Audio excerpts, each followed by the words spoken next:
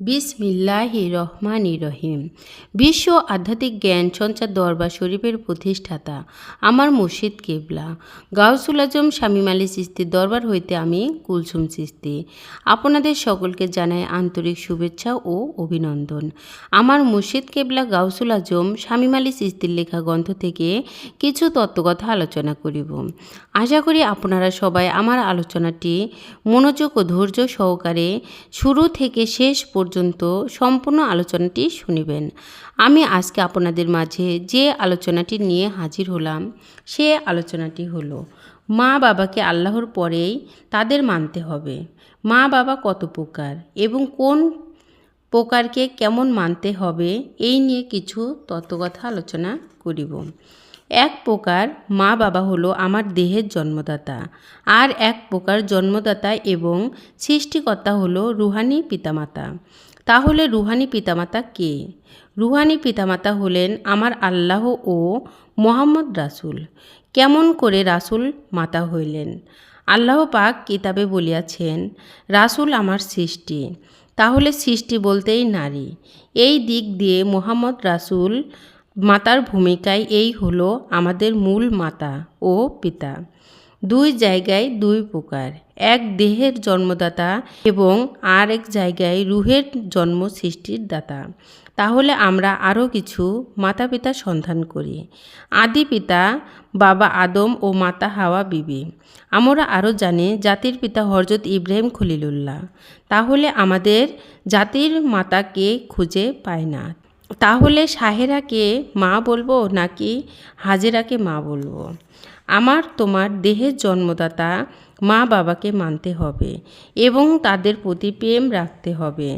আমাকে তোমাকে শিশুকালে অনেক আদর সোহাগ ভালোবাসা দিয়ে লালন পালন করেছেন।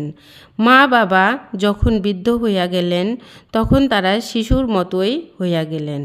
তাহাদের সেবা করা, আদর যত্ন করা আমার তোমার পূর্ণ দায়িত্ব পালন করা। কেননা এই মা বাবার উসিলায় এই পৃথিবীতে এসেছে।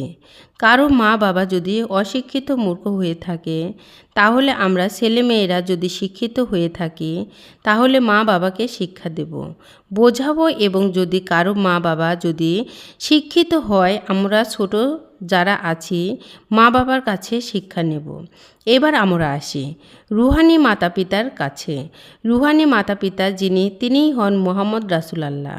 আল্লাহ বলেছেন, আমার মোহাম্মদকে যিনি বেশি বেশি মহব্বত করবে সেই ব্যক্তি আমি আল্লাহকে লাভ করিতে পারবে। কেননা মোহাম্মদ আমার প্রিয় ব্যক্তি আমি আল্লাহর কাছে। মোহাম্মদ শ্রেষ্ঠ ব্যক্তি। আমার মোহাম্মদের প্রতি যে ব্যক্তি প্রেমিক হয় সেই ব্যক্তি যেন আমি আল্লাহর প্রেমিক হয়। যে ব্যক্তি আমার মোহাম্মদ রাসূলকে খুশি করল সেই ব্যক্তি যেন আমি আল্লাহকে খুশি করল।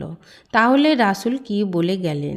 এই পৃথিবীতে আমাকে দিয়ে নবুয়াত খতম, কিন্তু আমার নবুয়াতের পরে যে অলি আউলিয়া পীর মশায়েখ তাদের মধ্যে আমি রাসূল থাকিব এবং তাদের মধ্যেই তোমরা আমি রাসূলকে খুঁজিয়া পাবে। আমি রাসূলকে খুঁজিয়া পাইলে আল্লাহকে পাওয়া হবে। বেলায়েতের ঘরে রাসূল কামেল অলি আউলিয়া পীরের সাথে মিশে আছেন।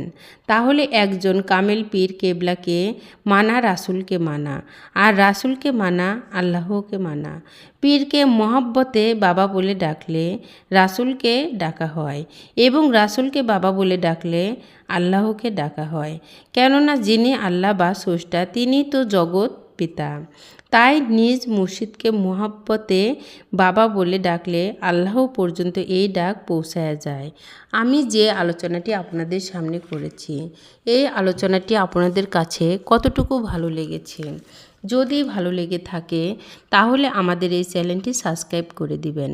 সামনে আরও ভালো ভালো আলোচনা পেয়ে যাবেন এবং সামনে আপনারা কী ধরনের আলোচনা চান আমাদেরকে কমেন্টে জানাবেন। আমরা চেষ্টা করিব আপনাদের পছন্দ মতো আলোচনা নিয়ে আসতে। আমার এই আলোচনাটি করতে যাইয়া কথা ভাষার ছন্দে কোনো ভুল হইয়া থাকে তাহলে আমাকে ক্ষমা ও সুন্দর দৃষ্টিতে দেখবেন। সকলে আমার জন্য দোয়া করবেন, আমি যেন আপনাদের সামনে ভালো ভালো আলোচনাগুলো নিয়ে আসতে পারি এবং শোনাইতে পারি। সর্বশেষে সকলের চরণে হাত রেখে একটি কথা বলতে চাই, আল্লাহ গোপনেরও গোপন। সে গোপনকে পাইতে হলে একজন কামেল মুর্শিদের কাছে যাইয়া বায়াত গ্রহণ করে সে গোপন ইবাদত সাধনার মাধ্যমে আল্লাহকে লাভ করিতে হবে। সকলে ভালো থাকবেন, সুস্থ থাকবেন। আল্লাহ হাফেজ।